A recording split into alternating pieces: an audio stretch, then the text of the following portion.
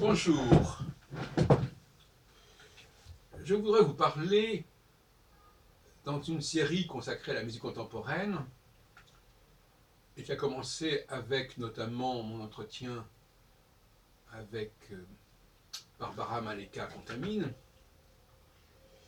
Je vais vous parler de la dissonance.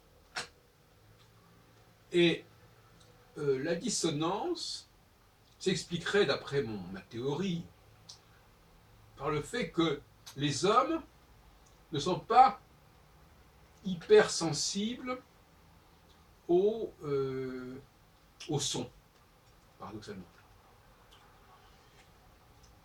Ils sont très tolérants au niveau sonore. Et par conséquent, ils ne réagissent pas de manière frileuse et rigide aux discordances, aux dissonances. Inversement, les femmes ne sont pas très sensibles au niveau visuel.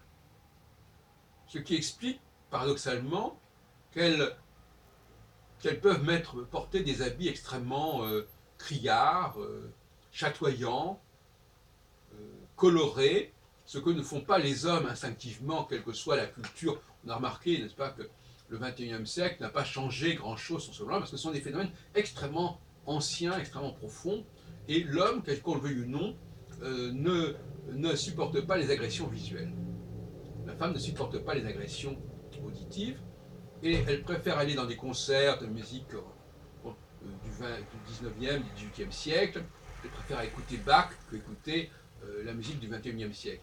Parce que la musique du 20e siècle, elle est discordante, elle est dissonante, en tout cas elle est encore perçue comme telle, et elles aiment les choses qui sont harmonieuses, qui sont consonantes.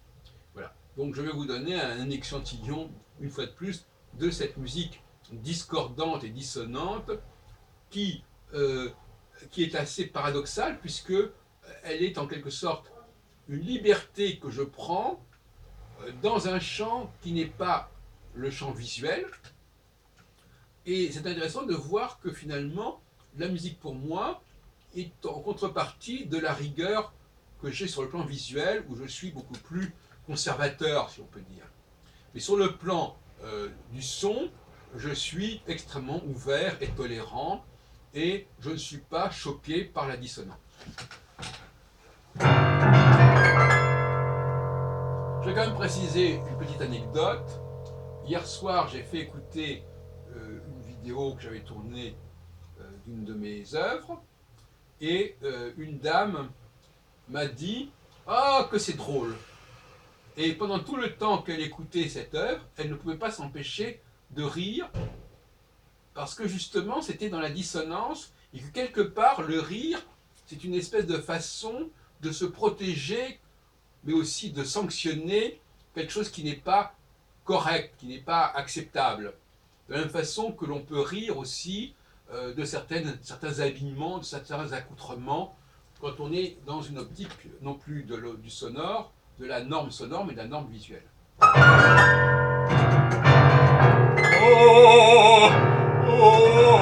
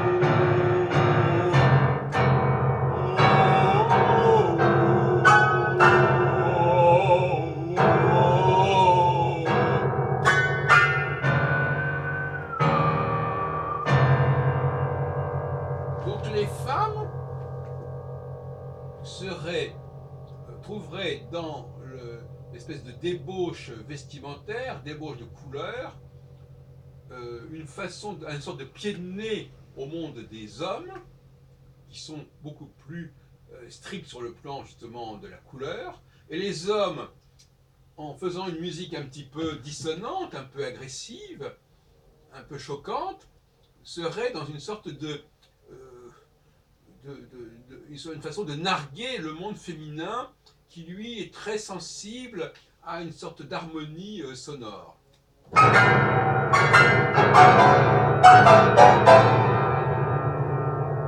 remarquerez par exemple que mon habillement est quand même assez peu bariolé, n'est-ce pas, assez peu coloré, donc il n'agresse pas la sensibilité visuelle. En revanche, ma façon de jouer, elle, vous voyez le contraste entre l'habillement et le son, et chez certaines personnes c'est l'inverse.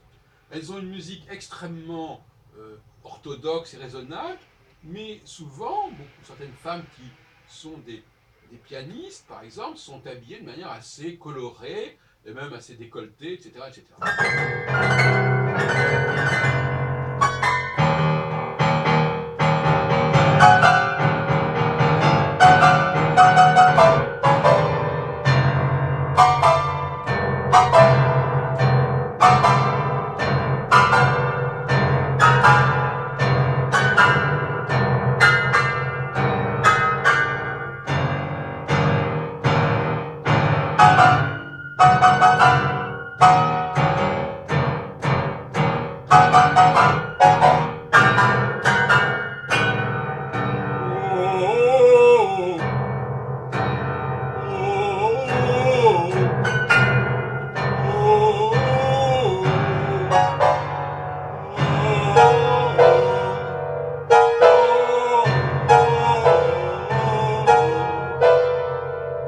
Nous dirons que d'une certaine manière, cette musique discordante, elle ne fait sens que pour un groupe d'hommes. C'est-à-dire que ce sont les hommes qui peuvent se réunir autour de cette discordance comme une façon, comme je l'ai dit, un petit peu excessive et un peu abusive, mais comme une façon de montrer à quel point ce ne sont pas des femmes. Ce ne sont pas des femmes puisque justement, ils sont capables de transgression par rapport au visuel. Et de la même façon, les femmes se réunissent entre elles pour arborer des tenues assez provocatrices, provocatives, provocantes, pour justement montrer qu'elles ne sont pas des hommes et qu'elles sont capables de supporter des tensions visuelles que les hommes ne peuvent pas supporter.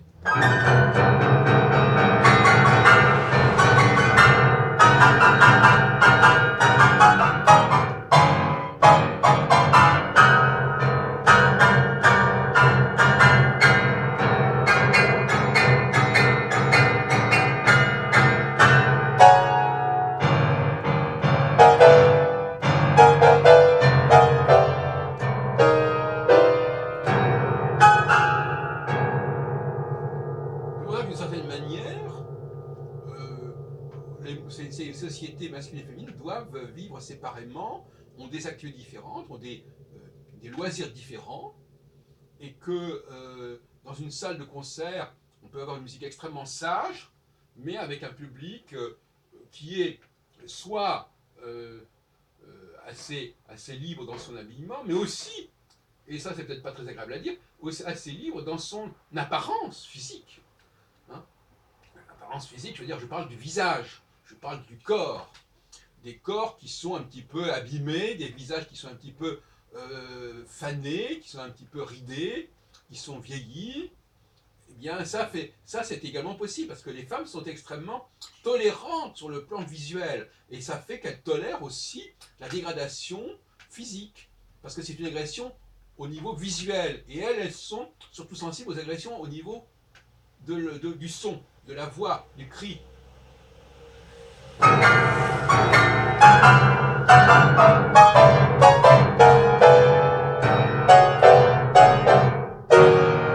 aura compris que dans ces groupes-là, c'est pas le fond qui est important ici, c'est la forme, n'est-ce pas? C'est la forme qui fait qu'un groupe s'organise autour de cette espèce de deal, à savoir on va être très sage à un niveau A et pas sage à un niveau B.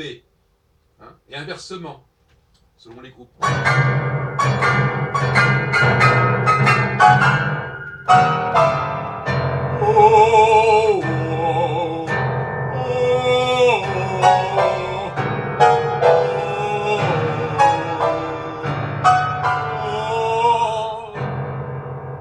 exemple, les hommes, dans un groupe de musique contemporaine, de musique discordante, ils seront peu intéressés d'avoir des femmes un peu abîmées, un peu vieillies, mais au contraire, ils accueilleront avec beaucoup de plaisir des femmes qui sont jeunes, qui ont un visage harmonieux et qui n'ont pas forcément, d'ailleurs, un habillement particulièrement excessif, puisque toute forme d'excès de couleurs, toute forme de combinatoire de couleurs un peu dissonantes et discordantes les agresse.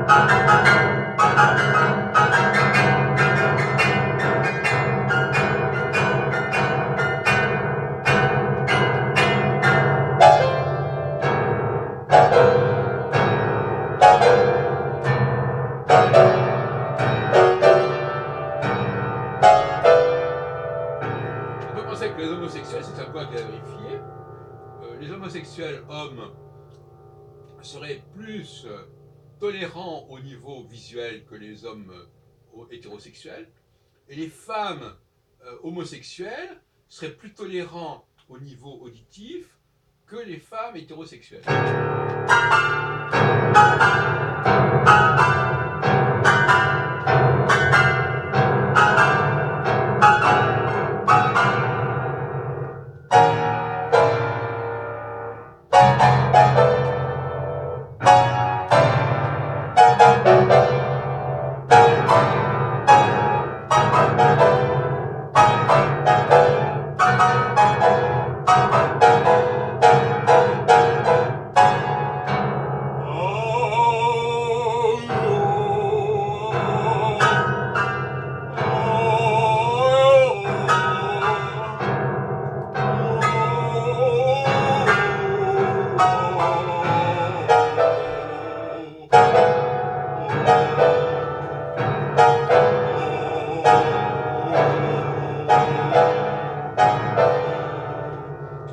On aura une piste là sur le plan musical.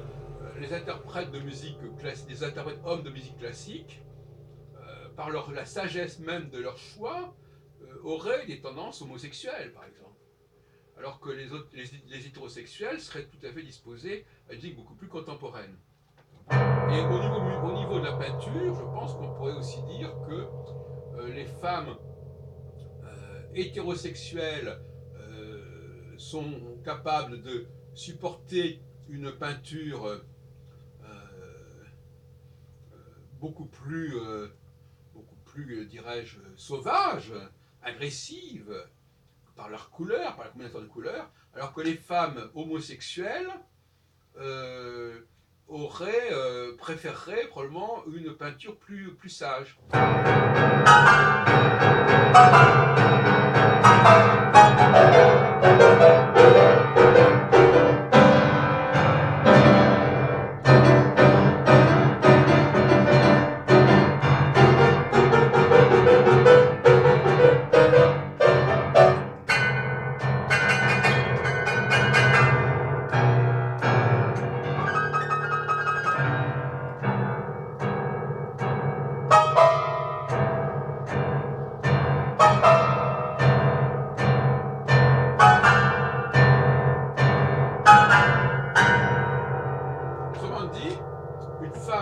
hétérosexuel va aimer des hommes qui s'habillent très sagement, très classiquement, et qui ne font aucune vague sur le plan visuel, parce qu'elles résonnent un peu comme des hommes, en fin de compte, une sensibilité masculine.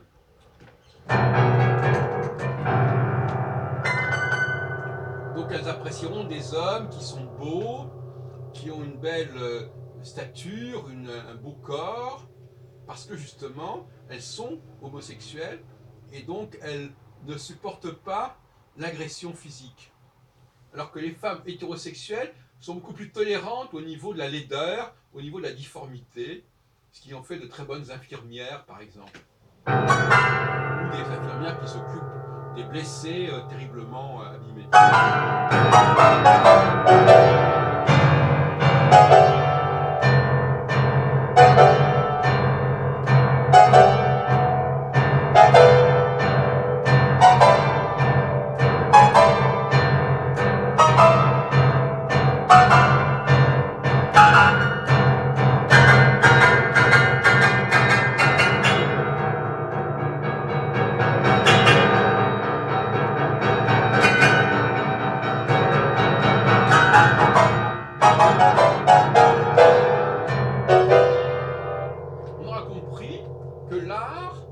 S'inscrit dans une guerre des sexes.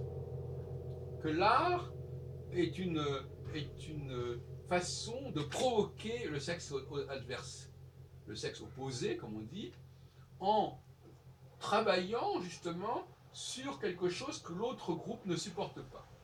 Je dirais même qu'à la limite, l'art est une forme de guerre, quelque part. Et c'est vrai que, d'une certaine manière, si les hommes hétérosexuels sont très sensibles au visuel, le fait de mettre en avant des choses qui sont choquantes sur le plan visuel va les repousser, va les faire partir. Donc, ça sera une machine de guerre, en quelque sorte.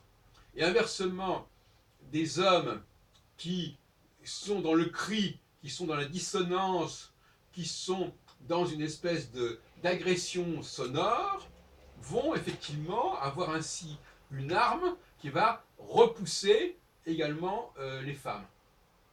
Donc on est vraiment dans quelque chose de très ancien qui doit correspondre à une époque où le monde des hommes et des femmes était en guerre, avant même d'entrer dans un processus de symbiose, et où chacun avait développé des armes pour neutraliser, pour repousser l'autre groupe.